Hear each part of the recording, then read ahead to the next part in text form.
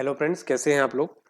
प्यारे दोस्तों, मैंने आपको पिछली क्लास में एमपी के करंट अफेयर के जो प्रश्न एमपीपीएससी के विभिन्न एग्जाम में पूछे गए वो करवा दिए थे। ठीक है, एमपी का जो करंट अफेयर है वो अलग अलग एग्जाम्स में पूछा गया था, अर्थात जो पेपर एमपीपीएससी आयोजित करवाता है, जैसे ग्रामोद्योग हो गया, असिस्टेंट जियोलॉजिस्ट का पेपर हो गया, माइनिंग इंस्पेक्टर का हो गया, तो करंट अफेयर के एमपी का करंट अफेयर मैंने करवा दिया था। तो उससे आपको ये आइडिया लग जाएगा कि एमपी का करंट अफेयर कैसा जो है पेपर में पूछा जा सकता है, जो 16 फरवरी को आपकी प्रस्तावित है सिविल सर्विस का पेपर। दूसरी बात, आज हम एक स्पेशल क्लास लेकर आए हैं कि जो भी पेपर एमपीपीएससी आयोजित करवाता है, इन एमपीपीएससी के सभी पेपर, चाहे वो ग्राम उद्योग का पेपर हो, चाहे वो असिस्टेंट जियोलॉजिस्ट का पेपर हो, एंड आपके जो है शाखा अधिकारी का पेपर हो, एडीजी का पेपर हो, एडीपीओ का पेपर हो, तो जो भी 2023-24 के अंदर हुए हैं उन सारे पेपर्स का सॉल्यूशन मैं आपके साथ शेयर कर रहा हूं।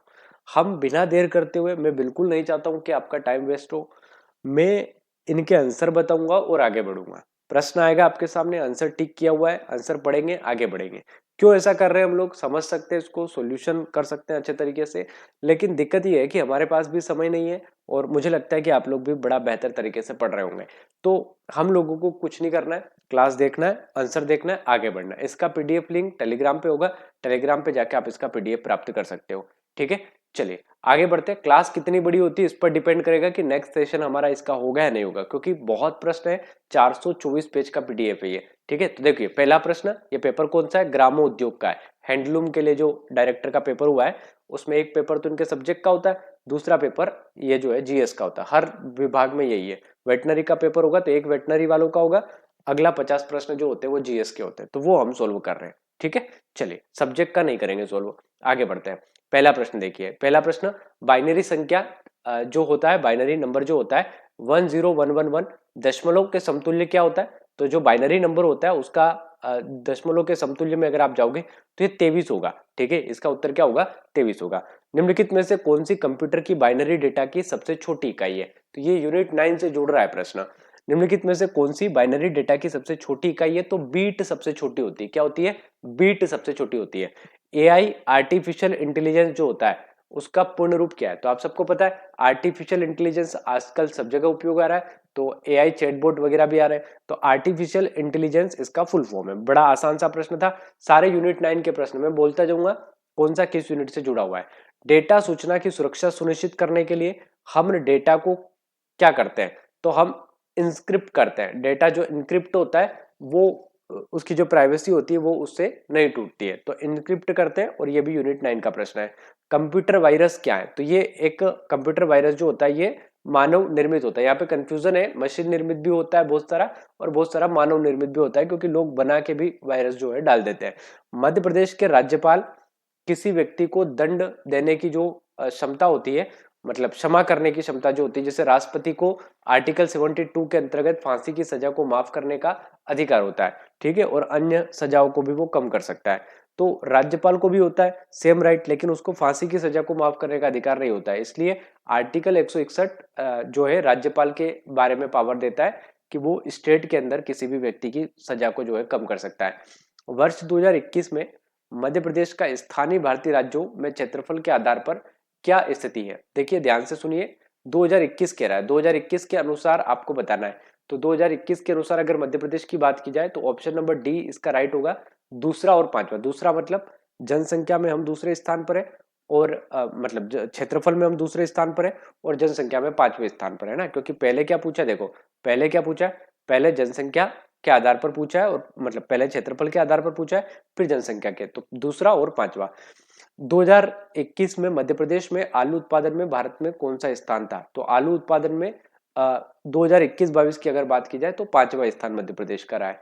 ठीक है, मध्य प्रदेश में पंचायतों से संबंधित भारतीय संविधान की 11वीं अनुसूची में उल्लेखित पंचायतों के निम्नलिखित कार्यों में उनके सही क्रम में आपको बनाना है, तो पंचायत का सही क्रम बताना है, वो भी 11वीं अनुसूची में क्या उल्लेखित है। बड़ा डीप प्रश्न है, आप ऐसे प्रश्नों के लिए थोड़ा सा तैयार रहे, लेकिन आप ध्यान रखिएगा कि जो आपका पेपर होता है वो 80 जो नंबर होते हैं उसके, वो कट ऑफ लगभग रहता है हर बार का, तो आप उसके अकॉर्डिंग तैयारी करेंगे कि हमारे अच्छे से अच्छे नंबर आए, ताकि हम 87 वाले पार्ट में आ जाए। ठीक है, कृषि भूमि विकास, लघु सिंचाई और पशुपालन, ये सीधा डीप प्रश्न पूछा गया है, और ये आपके पॉलिटी वाले पोर्शन से आया है, इसको याद रखिएगा, मध्य प्रदेश की पॉलिटी से। अगला उस पे आते हैं, ठीक है। ये इंग्लिश में भी है, अगर कोई चाहे तो इंग्लिश में भी पढ़ सकता है। अगला प्रश्न देखिए, ये 10वां प्रश्न है, क्योंकि 85 जीएस के प्रश्न आपके काम के रहेंगे ना, इसलिए 50 हम सोल्व करेंगे। चलिए, मध्य प्रदेश राज्य में जो योजना बोर्ड है, मध्य प्रदेश योजना बोर्ड, उसकी स्थापना कब हुई थी? तो मध्य प्रदेश का जो योजना बोर्ड है, इसकी स्थापना 21 सितंबर सन 2007 को हुई थी। लोक सेवा गारंटी अधिनियम जो हमारे आया है 2010 में, ठीक है। तो इसमें ईडब्ल्यूएस जो है, ईडब्ल्यूएस कैटेगरी जो है, तो ईडब्ल्यूएस कैटेगरी को संपत्ति का राइट मिला हुआ, मतलब उनको जो है संपत्ति की कितनी सीमा दे रखी है कि वो ईडब्ल्यूएस का सर्टिफिकेट बनवा सकते हैं, ठीक है। तो इसमें से क्या उनके पास जो है मापदंड आवश्यक है? तो ऐसा परिवार जिसकी कुल आय कितनी होनी चाहिए, कुल आय जो है उस परिवार की कितनी होनी चाहिए, 8 लाख से अधिक नहीं होनी चाहिए, तो ईडब्ल्यूएस का सर्टिफिकेट वो लोग बनवा सकते हैं, ठीक है। आगे बढ़ते हैं। मध्य प्रदेश में महिला एवं बाल विकास विभाग के द्वारा, 12वां प्रश्न देखिए, मध्य प्रदेश में महिला और बाल विकास विभाग के द्वारा लाडली बहना स्कीम 2023 में नवीन संशोधन कर दिए गए।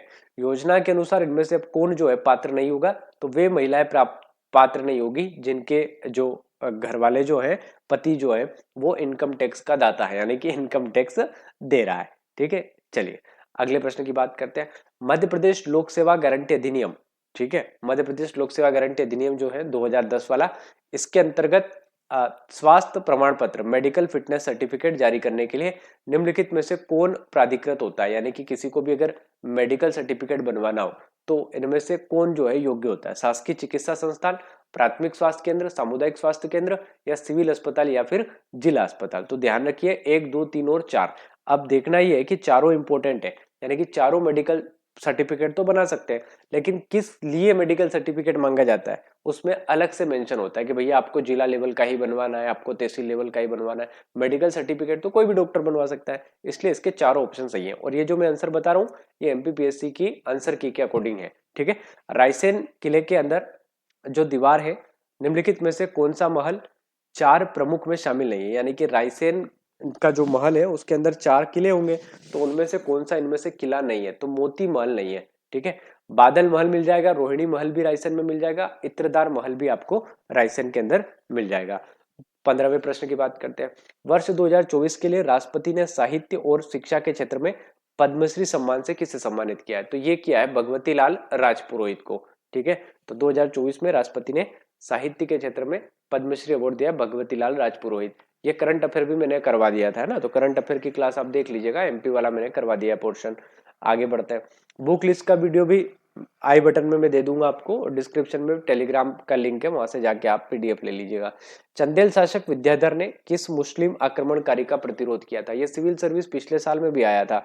तो ये आक्रमणकारी कौन था? महमूद गजनवी था, ठीक है। विद्याधर जिसने कौन सा टेम्पल बनवाया था?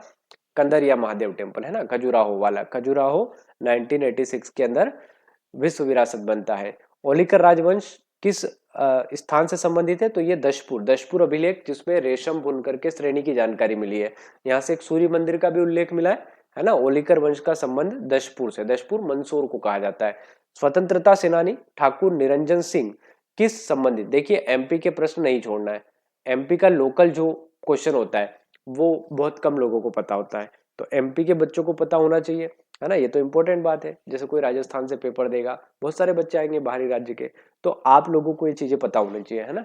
चलिए, स्वतंत्रता सेनानी ठाकुर निरंजन सिंह किस क्षेत्र से आते हैं? तो ये महाकौशल से आते हैं। देखो मैं डिटेल में इसलिए नहीं जा रहा हूँ, है ना, क्योंकि हमको बहुत सारे प्रश्न करने हैं। लगभग 10 पेपर इन्होंने लिए हैं अलग अलग सिविल सर्विस के अलावा, तो उनके सारे प्रश्न हमको करना है। बाजना मठ किस देवता को समर्पित है? तो ये भैरव बाबा को समर्पित है। बाजना मठ भैरव बाबा को समर्पित है। यशोधर्मन संग्रहालय कहाँ है? यशोधर्मन संग्रहालय मंदसौर में, ठीक है।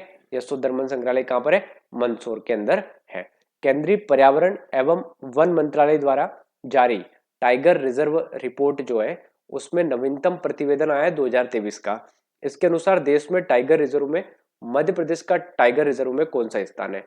तो मध्य प्रदेश का द्वितीय स्थान है, और इसमें द्वितीय स्थान में सतपुरा टाइगर रिजर्व शामिल है।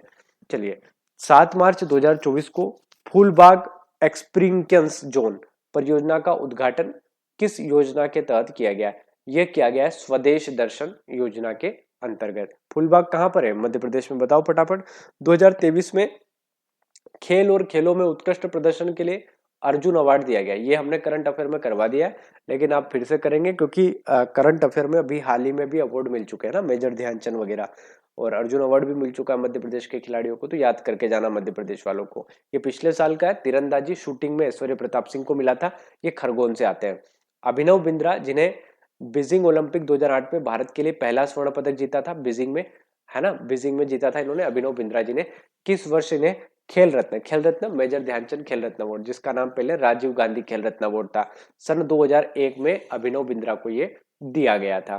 ठीक है, अगले प्रश्न पर आते हैं। 25वां प्रश्न क्या कहता है, देखो 25वां प्रश्न थोड़ा सा डीप पूछा गया है। 2024 में अखिल भारतीय कराटे चैंपियनशिप हुई थी सर, 8 से 12 मई तक। ठीक है, इस इवेंट में मध्य प्रदेश के खिलाड़ी अनुज गोस्वामी, नाम याद रखिएगा, कराटे करते अनुज गोस्वामी, अंडर 21 वर्ग में 55 किलो वर्ग में गोल्ड मेडल जीता था। इस चैंपियनशिप के अंतिम मैच में अनुज गोस्वामी ने किसको हराया था, तो ये हराया था शिवम पोदार को। मैं पहले से आंसर टिक इसलिए किया क्योंकि आंसर की में बहुत सारे जो आंसर थे कुछ डिलीट हुए हैं, है ना, तो वहां पे हमको देखना होगा कि कौन सा प्रश्न जो है हटा दिया है आयोग ने।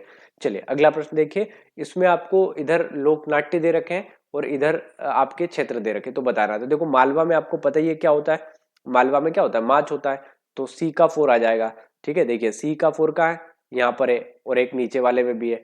फिर अगला देख लो, काठी का होता है, निमाड़ में होता है, तो डी का थर्ड आ जाएगा, ये डी रहा इसका थर्ड, यही पर है केवल, तो ऑप्शन नंबर ए इसका राइट हो जाएगा। ऐसे प्रश्न बड़े आसानी से सोल्व हो जाते हैं। प्रसिद्ध ग्रंथ जो है प्रबोध चंद्रोदय किस शासक के समय का है, तो कीर्तिवर्मन के समय का है ना, कीर्तिवर्मन के समय का। 1883 में शुभ चिंतक का प्रकाशन हुआ था जबलपुर से, कहां से हुआ था, जबलपुर से हुआ था। ठीक है, आगे बढ़ते हैं। इंदुमती के लेखक कौन है, तो इंदुमती के लेखक है सेठ गोविंद दास। इंदुमती के लेखक कौन है, सेठ गोविंद दास इंदुमती के लेखक है। ठीक है, पेंच राष्ट्रीय उद्यान कहाँ स्थित है, पेंच राष्ट्रीय उद्यान कहाँ स्थित है, शिवनी उमरिया में स्थित है। पेंच राष्ट्रीय उद्यान कहाँ स्थित है, शिवनी उमरिया, पेंच राष्ट्रीय उद्यान शिवनी उमरिया के अंदर। अगला देखिए, ई गवर्नेंस का क्या अर्थ है, इलेक्ट्रॉनिक गवर्नेंस। ई गवर्नेंस का मतलब क्या होता है, इलेक्ट्रॉनिक गवर्नेंस होता है। ठीक है, 32वां प्रश्न देखिए, निम्नलिखित में से, ये सारे यूनिट 9 के प्रश्न है ना, क्योंकि जो अलग अलग शाखा अधिकारी माइनिंग इंस्पेक्टर के जो पेपर होते हैं ना, उसमें 5 यूनिट पूछी जाती है, आपके इसमें 10 आती है, लेकिन उसमें पूछी जाती है 5 यूनिट, तो 5 में 50 नंबर का क्वेश्चन होता है, और 50 नंबर के क्वेश्चन में यूनिट 9 के एक तो प्रश्न पूछे जाते हैं और एक आपके पूछे जाते हैं अलग यूनिट के, तो ये थोड़ा सा आप ध्यान रखिएगा। ठीक है, अगला देखिए, निम्नलिखित में से कौन सा इंटरनेट कनेक्शन का प्रकार नहीं है, तो देखो डायल अप भी होता है, वाईफाई भी होता है, ब्रॉडबैंड भी होता है, रेडियो नहीं होता है। ठीक है, रेडियो नहीं होता है। तो निम्नलिखित में से कौन सा वेब ब्राउजर नहीं है, तो गूगल ड्राइव नहीं है, गूगल ड्राइव नहीं है। आप ये सोचिएगा कि जो यूनिट 9 है उससे बहुत सारे प्रश्न पूछे गए, और आपको पता ही है कि एमपीपीएससी में 100 नंबर का पेपर आएगा, तो 100 नंबर में प्रत्येक यूनिट से 10 नंबर के आने की संभावना है, तो लगभग 40 प्रश्न आपके एमपी के आपको मिल सकते हैं। ठीक है, तो एमपी पर अपना विशेष ध्यान रखें, है ना, इतिहास वगैरह पढ़े, लेकिन जैसे मैंने कल एक वीडियो डाला था तो एक भाई ने कमेंट किया था कि कुछ भी बताते हैं, है ना, आपको सब पढ़ना चाहिए। तो मेरे भाई, मैं ये कह रहा हूँ कि कुछ चीजें बहुत इंपॉर्टेंट है। ठीक है, आपने पूरा समय अपना इतिहास में लगा दिया, और इतिहास से तो प्रश्न आएगा, लेकिन इतना नहीं आएगा ना जितना एमपी से आ रहा है। ठीक है, तो हमको एमपी पर भी फोकस करना है। वैसे ऐसे लोगों का स्वागत है जो ऐसे कमेंट कर रहे थे ना, कल देखा था मैंने, अच्छा लगता है, कोई बात नहीं, लेकिन आप लोग ध्यान रखें कि एमपी के अंदर हमें एमपी की चीजों पर फोकस करना है। अगर आप पुराने पेपर उठाओगे तो लगभग लगभग जो है 40 प्रश्न मध्य प्रदेश के पूछे जाते हैं, और आप पूरा टाइम अगर इतिहास पढ़ने में लगा दोगे तो फिर एमपी कैसे सही होगा, है ना। तो जहां हमारे प्रश्न गलत हो रहे हैं उनकी संभावना थोड़ी सी क्या होनी चाहिए, कम होनी चाहिए, है ना। एमपी के हम सही कर ले, क्योंकि अदर स्टेट वाले वो गलत करेंगे, है ना। तो इसीलिए बस मैं बोल रहा था, अपने अनुभव बस साझा करता हूँ आपके साथ, है ना। चलिए, डब्ल्यू का पूर्ण रूप क्या है, तो ये बच्चों बच्चों को पता है, वर्ल्ड वाइड वेब कहते हैं इसको। ई कॉमर्स का प्राथमिक लाभ क्या है, ई कॉमर्स का प्राथमिक लाभ क्या है भाई, कम लागत में सामान मिल जाता है, ग्राहक ग्राहक जो होता है, ग्राहक के आधार में वृद्धि होती है, बेहतर ग्राहक सेवा मिलती है। ठीक है, उपयुक्त उपयुक्त सभी, क्या आएगा इसका उत्तर, उपयुक्त सभी आएगा। ठीक है, उपयुक्त सभी। एक सेकेंड, हाँ,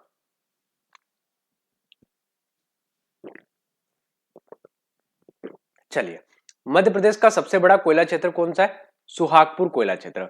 और सबसे बड़ी कोयला खान कहाँ है? सिंगरौली में। अगले प्रश्न पे आते हैं। निम्नलिखित में से कौन सा एक सही सुमेलित है? तो देखो सही सुमेलित नहीं है पूछा है। सही सुमेलित कौन सा नहीं है? राजघाट परियोजना मध्य प्रदेश, चंबल परियोजना मध्य प्रदेश राजस्थान, एकदम सही है। बाण सागर मध्य प्रदेश महाराष्ट्र, ये गलत है, क्योंकि देखो बाण सागर परियोजना तो बिहार के साथ हमारी सोन नदी पर है, ठीक है, तो ये तो गलत हो गया। चलिए, सरदार सरोवर गुजरात में, सबको पता है। अगले प्रश्न पे आते हैं। अगला प्रश्न देखिए, गांधी सागर, रीवा, बरगी, ये सारी जोड़ी बनाना है। तो देखो सबको पता है बरगी कहाँ है? जबलपुर में है। बाण सागर कहाँ है? बाण सागर कहाँ है? रीवा में, शहडोल रीवा वाले क्षेत्र में। कहां पर है? गांधी सागर मंदसौर में। राजघाट कहां पर है? राजघाट परियोजना अशोकनगर में। तो ये ऑप्शन नंबर 20 का राइट हो जाएगा, ठीक है, ऑप्शन नंबर बी। ये सारी परियोजना बिल्कुल सिंपल वाली है ना, एमपी जीके का ही पार्ट है ये सारी चीजें। चलिए, अब आपको बताना है कौन सी लंबाई, ये थोड़ा डीप प्रश्न आप इसको मान सकते हो, ठीक है, क्योंकि नहर की लंबाई हम आमतौर पर याद नहीं करते हैं। हम बस इतना याद करते हैं कौन सी नहर हमारे मध्य प्रदेश में कहां पर बह रही है। तो वैनगंगा नहर की जो लंबाई 145 किलोमीटर, ये गलत दे रखी है, बाकी सारी सही है, याद कर लीजिए। मुझे भी नहीं याद है, आज कर लेता हूं आपके साथ। सतपुड़ा थर्मल पावर प्लांट किस वर्ष स्थापित किया गया था? सतपुड़ा थर्मल पावर प्लांट जो है ये 1963 में स्थापित किया गया था। कमेंट सेक्शन में बताएंगे कब, जो किस जगह पर है सतपुड़ा थर्मल पावर प्लांट। अगले प्रश्न की बात करते हैं। मध्य प्रदेश में खनिज उत्सर्जन क्षेत्रों में पाए जाने वाले, इनके साथ मिलान करना है। तो देखो भैया, तांबा कहाँ मिलता है? चीनी मिट्टी कहाँ मिलती है? देखो यहाँ पे मैंने क्रॉस लगा रखा है, क्रॉस का मतलब ये प्रश्न डिलीट हो चुका है ना, ये गलत पूछा गया था इसलिए डिलीट कर दिया गया है। मध्य प्रदेश में प्रत्यक्ष विदेशी निवेश एफडीआई के संदर्भ में निम्नलिखित कथनों पर विचार करना है। ये आर्थिक सर्वे, इकोनॉमिक सर्वे से पूछा गया है, तो इकोनॉमिक सर्वे पढ़ के जाएंगे, मैं आपको हैंड रिटन नोट्स के माध्यम से करवा दूंगा इकोनॉमिक सर्वे भी। मध्य प्रदेश में अप्रैल 2021 में 2022 के दौरान 1560 करोड़ रुपए का प्रत्यक्ष विदेशी निवेश आया था। मध्य प्रदेश में अप्रैल 2021 में 2022 के दौरान 210 मिलियन अमेरिकी डॉलर एफडीआई प्राप्त हुआ था। तो ये नीचे वाला तो गलत है, ऑप्शन नंबर ए सही है, ठीक है, तो केवल एक सही है, ठीक है, केवल एक नंबर सही है। अगला प्रश्न देखिए, आदिवासी क्षेत्रों में स्वशासन को मजबूत करने के उद्देश्य से मध्य प्रदेश शासन ने पैसा एक्ट किस समिति की अनुशंसा पर आया था? दिलीप सिंह भूरिया समिति की अनुशंसा पर 1996 के अंदर। तो इसमें आपको क्या करना है भाई? जोड़ी मिलाना है अनुसूचियों की, ठीक है, तो ये भी थोड़ा सा डीप या टिपिकल प्रश्न अपन इसको मान सकते हैं। इसको आप देख लीजिएगा, इसका आंसर मैं बता देता हूं, सी, ठीक है, C4 वाला। तो ये इसका उत्तर होगा 15 नवंबर, चौथी अनुसूची वाला, ठीक है, इसको थोड़ा सा देख लीजिएगा। चलिए आगे बढ़ते हैं, आगे बढ़ते फटाफट से। सॉरी, इसका उत्तर डी है ना, डी है इसका उत्तर। सी का मतलब ऑप्शन नंबर डी, चौथी अनुसूची, पांचवी अनुसूची आएगा, ठीक है, पांचवी अनुसूची, पांचवी अनुसूची आएगा, पांचवी अनुसूची। अगले प्रश्न पे आते हैं।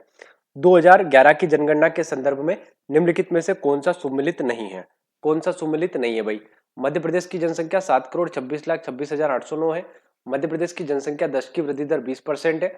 जनसंख्या का घनत्व 231 है, या प्रति वर्ग किलोमीटर है। मध्य प्रदेश का लिंगानुपात 931 है। बताइए कौन सा सही नहीं है?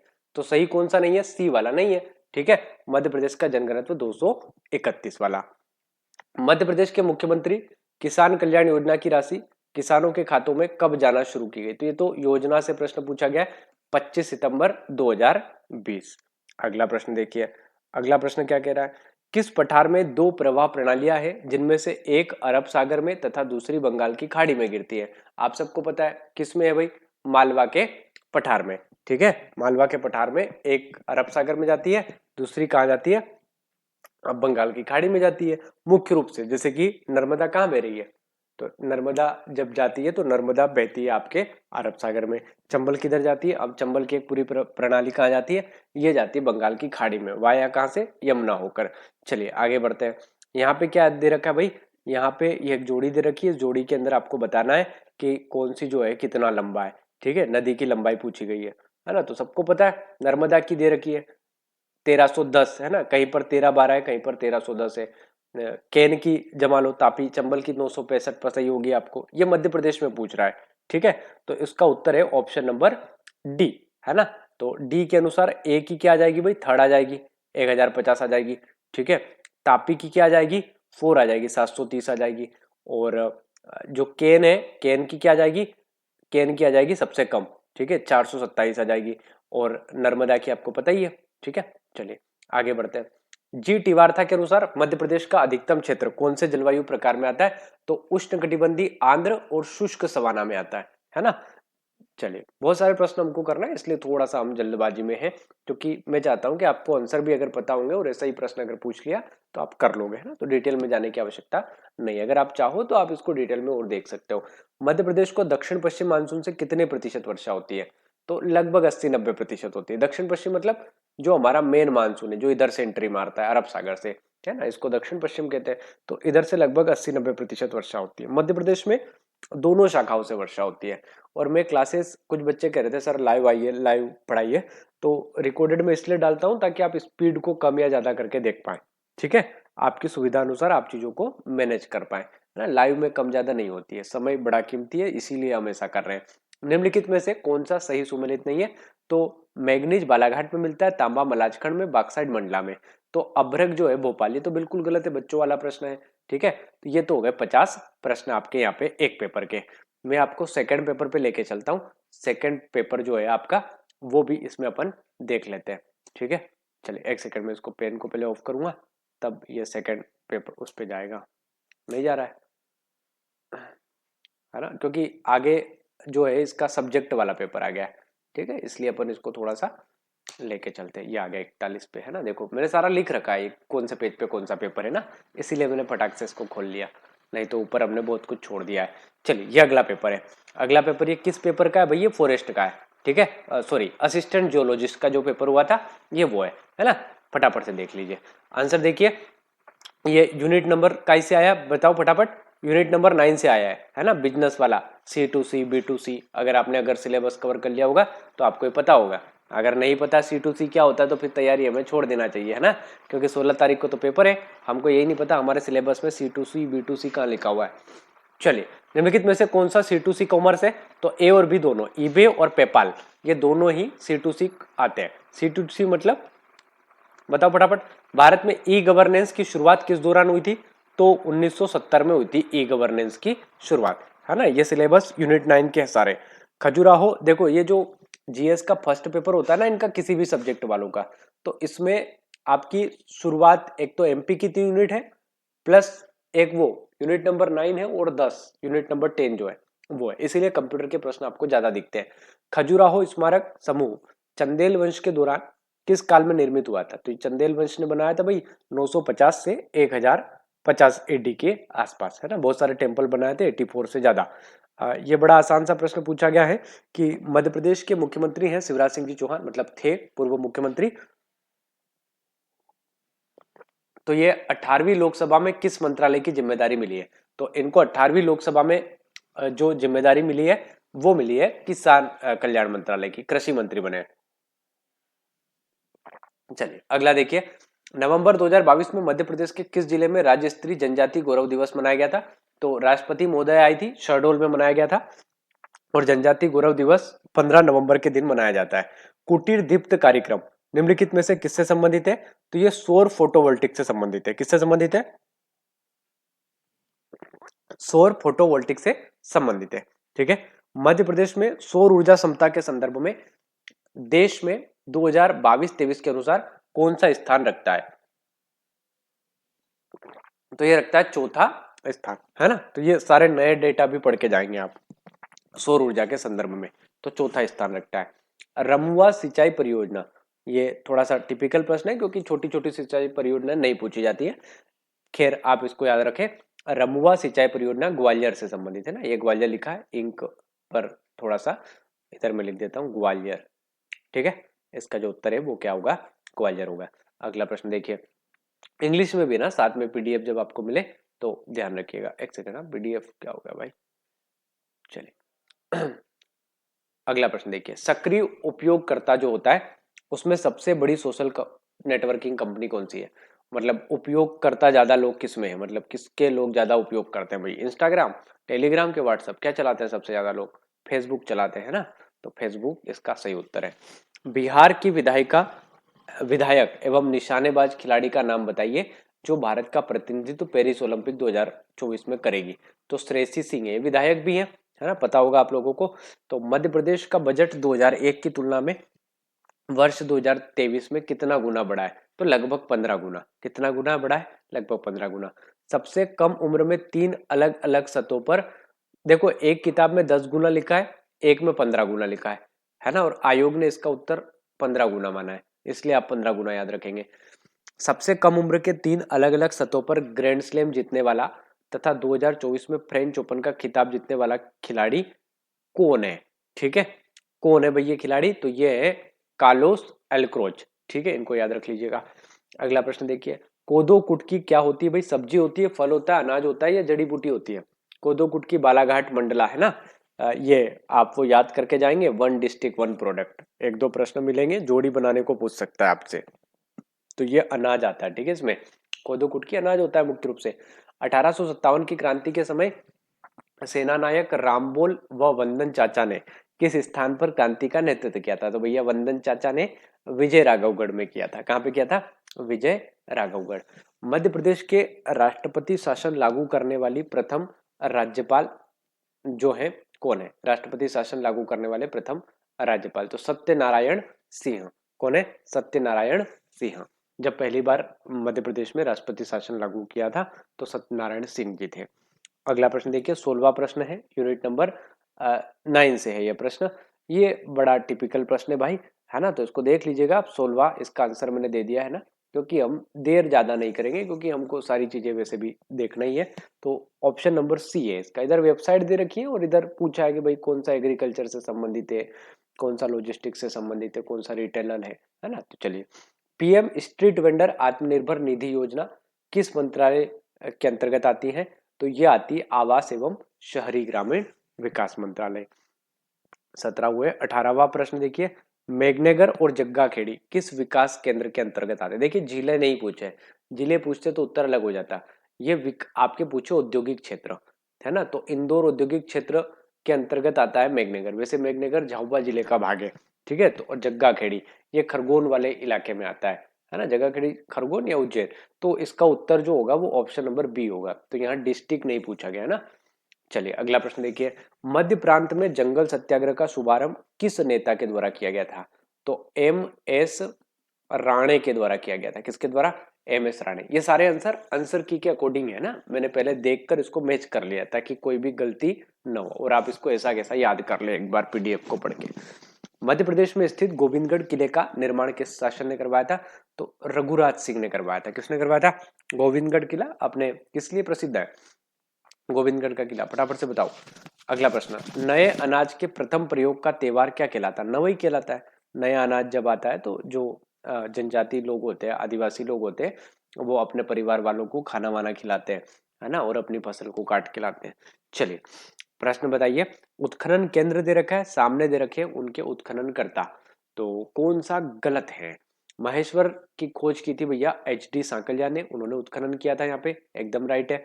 नागदा बनर्जी साहब, एरन वाजपेयी साहब।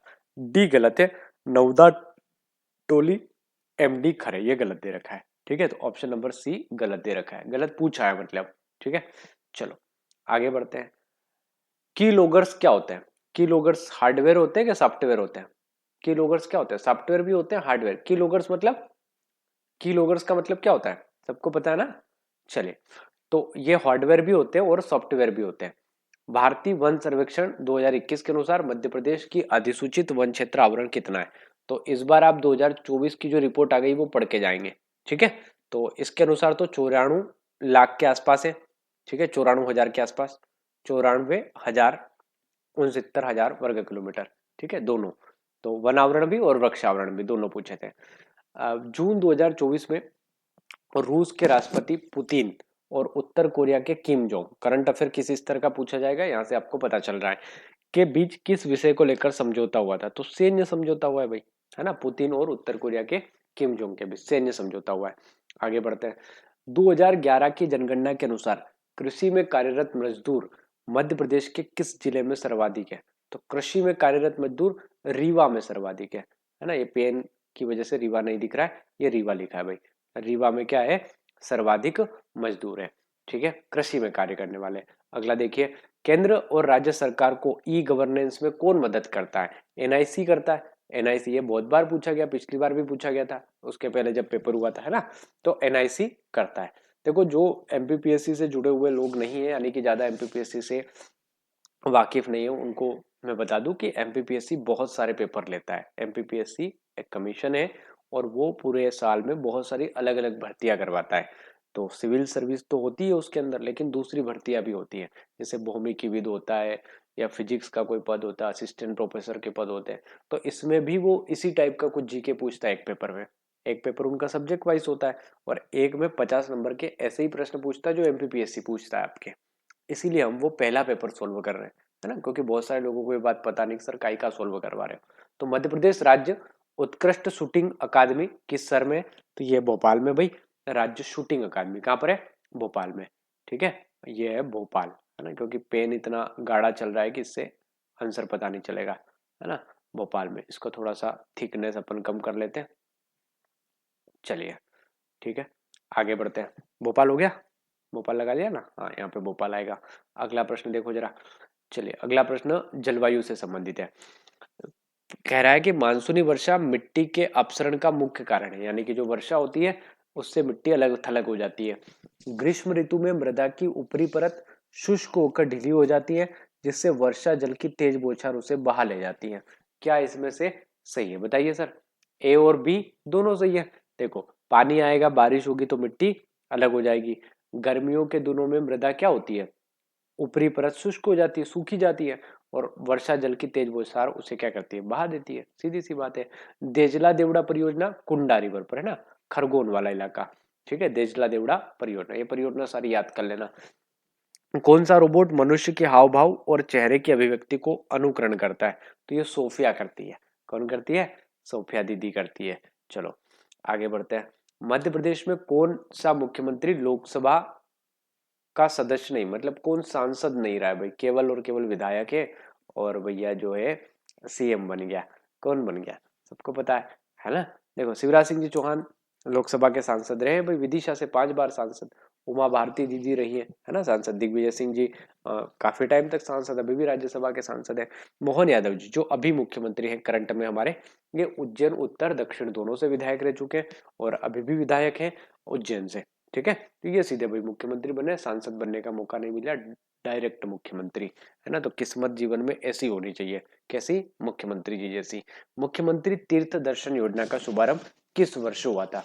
तो ये हुआ था 2012 में। ठीक है, इस बार चले जाना तीर्थ यात्रा पर, है ना, क्योंकि एमपीपीएससी बहुत कम पद निकाले हैं, तुम्हारी फिर तीर्थ यात्रा हो जाएगी। मध्य प्रदेश में कौन सी जनजाति भगोरिया उत्सव मनाने के लिए जानी जाती है? तो भील जनजाति जानी जाती है भाई। कौन सी जानी जाती है? भील जनजाति। निम्नलिखित में से कौन सा वाद्य यंत्र घन वाद्य यंत्र का उदाहरण है? घन वाद्य यंत्र का उदाहरण है मजीरा, है ना। मजीरा क्या होता है? बजाने का होता है, भजन करते हैं ना, बाद में यही करना पड़ेगा अपन सबको। चलो आगे, 36वां प्रश्न। इसमें एक तरफ दिवस दे रखे और एक तरफ दे रखा है कौन सा दिवस काय का मनाया जाता है ना। तो इसका उत्तर ऑप्शन नंबर ए है, इसको देख लीजिएगा। अधिकांश मॉडर्न प्रिंटर किस पोर्ट से जुड़े होते हैं? तो जो अभी आ रहे हैं मॉडर्न प्रिंटर, वो इथरनेट से भी जुड़े होते हैं और पैरेलल पोर्ट से भी जुड़े होते हैं। बारना घाटी योजना किस जिले में स्थित है? तो बारना घाटी योजना स्थित है रायसेन में, है ना, बारना नहर परियोजना। ठीक है, चलिए अगला प्रश्न देखिए। एलोन मस्क सैटेलाइट का नाम क्या है? एलोन मस्क की जो सैटेलाइट है उसका नाम है स्टारलिंक, है ना, जो बिना टावर से नेटवर्क मिला देता है भाई ये। ठीक है, तो जो लोग घूमने वगैरह जाते हैं तो वो स्टारलिंक का एक डब्बा साथ में ले जाते हैं ताकि इंटरनेट की दिक्कत ना हो। मध्य प्रदेश में कोदो कुटकी 2 बार पूछा गया है ये। कोदो कुटकी मिलेट का उत्पादन मुख्य केंद्र क्या है? तो मंडला है ना। कोदो कुटकी एक जिला एक उत्पाद का प्रश्न है ये। कोदो कुटकी मंडला, तो सारे एक जिला एक उत्पाद पढ़ लेंगे। नर्मदा नदी के बाएं तट पर कौन सी नदियां मिलती हैं? ठीक है, तो सहायक नदियां नर्मदा की पूछेगी। हिरण, पूर्णा, दूधी, कुंडी, तो कौन सी मिलती है? ऑप्शन नंबर 3 और 4 सही है। 3 और 4 मतलब दूधी और कुंडी, ये कहाँ से मिलती है? बाएं तट से मिलती है ना। चलिए, निम्नलिखित में से कौन सा केंद्र मैग्नीज के उत्पादन से संबंधित नहीं है? रामनई नहीं है, रामनई। देखिए, प्री में बिल्कुल सिंपल प्रश्न आएंगे लगभग 80%। 20% पेपर आपका टफ रहता है, हर बार ही रहता है, कोई दिक्कत वाली बात नहीं है। हमारे वो प्रश्न बिल्कुल भी गलत नहीं होना चाहिए भाई, जो लोगों के आसानी से सही होंगे। जैसे पूछा मलाजखंड क्यों प्रसिद्ध है, हम कोयला लगा कर आ रहे हैं, है ना, तो फिर हमारे चेहरे पे कोयला ही लगना है, सीधी सी बात है। ठीक है, आपसे पूछा जाए कि भाई मध्य प्रदेश में कोयले की सबसे बड़ी खदान कौन सी है, और अपन लगा के आ रहे हैं कि मध्य प्रदेश की जो है सुहागपुर कोयला खदान सबसे बड़ी है। ठीक है, तो यहाँ तो आप हो गए सही। लेकिन बहुत बार क्या होता है कि हम को लगता है कि ये प्रश्न आपको सही करना है, लेकिन जल्दबाजी में ऑप्शन लगा दिया बी और गोला भर दिया सी, और जैसे ही इंक उस पर चली आप कुछ नहीं कर पाओगे। ठीक है, कुछ भी नहीं कर पाओगे, और फिर कट ऑफ आएगी, हम 2 नंबर से बाहर हो जाएंगे, एक क्वेश्चन से बाहर हो जाएंगे। तो ये गलती आपको नहीं करना है। इसका उत्तर क्या है, राम नहीं है, राम नहीं। ठीक है, अगला प्रश्न देखिए। अगला प्रश्न क्या कह रहा है, मध्य प्रदेश विधानसभा में कार्य मंत्रणा समिति वर्ष 2024-25 के लिए कितने सदस्यों की नियुक्ति की गई है? तो 14 सदस्यों की, है ना, नई विधानसभा की बात हो रही। कार्य मंत्रणा परिषद होती है। मध्य प्रदेश पंचायत राज एवं ग्राम स्वराज अधिनियम 1993 किस धारा के अंतर्गत राज्य निर्वाचन आयोग की शक्ति प्रदान करता है? तो ये धारा है 42वीं धारा। ठीक है, 2024 से 28 तक आईपीएल के टाइटल स्पॉन्सरशिप का अधिकार किस समूह को मिला था? टाटा को मिला था। 28 तक टाटा के पास रहेगा आईपीएल में। टाटा वाली टी शर्ट पहन के दिखेंगे सारे लोग आपको। मध्य प्रदेश में टांटिया मामा आर्थिक कल्याण योजना, टांटिया मामा चौराहा कहाँ पर है? हाँ, सब लोग जाते हो कि नहीं जाते हो? अभी घूमना बंद कर देना। मध्य प्रदेश टांटिया मामा आर्थिक कल्याण लाभार्थी किस सीमा तक बैंक ऋण दिया जाएगा? तो 10,000 से 1 लाख रुपए तक। ठीक है, अगला प्रश्न देखिए, निम्नलिखित में से कौन सा दुर्ग जल दुर्ग का उदाहरण नहीं है? मतलब जल दुर्ग का उदाहरण है, ऐसा प्रश्न पूछा गया है। तो मंडला दुर्ग जल दुर्ग, जल दुर्ग मतलब जो पानी के अंदर बना हुआ हो। ठीक है, मुगल शासक बाबर ने मध्य प्रदेश के किस किलो को किलो का मोती कहा था? जिब्राल्टर कहते हैं ना हमें, किसको कहते हैं? ग्वालियर के किले को किलो का मोती, किलो का सिरमौर। ठीक है, सारे ग्वालियर को कहा जाता है। मध्य प्रदेश के किस जनजाति में मेघनाथ की आराधना की जाती है? कोरकू लोग करते हैं भैया, ये कोरकू लोग जो होते हैं ये करते हैं, चटकोरा नृत्य भी करते हैं। ठीक है, कोरकू क्या करते हैं? चटकोरा नृत्य भी करते हैं। कहाँ पाए जाते हैं कोरकू? मध्य प्रदेश के कौन से इलाके में? तो मध्य प्रदेश की जो बैतूल वाला इलाका है, यहाँ पर कोरकू आपको मिलेंगे ना। कोरकू मध्य प्रदेश के बैतूल वाले इलाके में। अगला प्रश्न देखिए, एलईडी का पूर्ण रूप क्या है? तो ये लाइट इमिटिंग डायोड। तो ये आपके पेपर हो गए। अब देखो, ये हम पार्ट ए में इसको डाल देंगे, है ना, क्योंकि काफी टाइम भी इसमें लग रहा है। तो हम फटाफट से ऐसे ही पहले मैं कल और इसके आंसर निकाल लूंगा बहुत सारों के, और अपन इसको पार्ट सेकंड में भी डाल देंगे। ठीक है, तो ये पार्ट 1 हो गया आपका। इसको आप देख लीजिए, टेलीग्राम पे लिंक दे रखा है पीडीएफ का, जाके पीडीएफ को डाउनलोड कर लीजिएगा, और इन प्रश्नों को एक नजर बस देख लीजिएगा, ज्यादा इसमें टाइम वेस्ट करने की आवश्यकता नहीं है, क्योंकि प्रश्न अच्छे हैं, ये पूछे जा सकते हैं, क्योंकि विषय विशेषज्ञ वही होते हैं, है ना, पेपर सेटर वही लोग होते हैं, तो सिलेबस भी वही है, तो लगभग यहाँ से प्रश्न आपके ये नहीं तो इनके जैसे कम से कम प्रश्न आने की संभावना बनी रहती है। ठीक है, तो जो बुक लिस्ट है वो भी मैंने बता रखा है। आगे इकोनॉमिक सर्वे, बजट, जो भी चीजें मेरी तरफ से हो पाएगी, सारी चीजें मैं अपलोड करने का प्रयास करूंगा। अगर आपने जो है इन वीडियोस को शेयर नहीं किया अपने दोस्तों के साथ, तो जरूर एक बार इनको शेयर करें। ठीक है, बहुत बहुत धन्यवाद आप लोगों का। जय हिंद।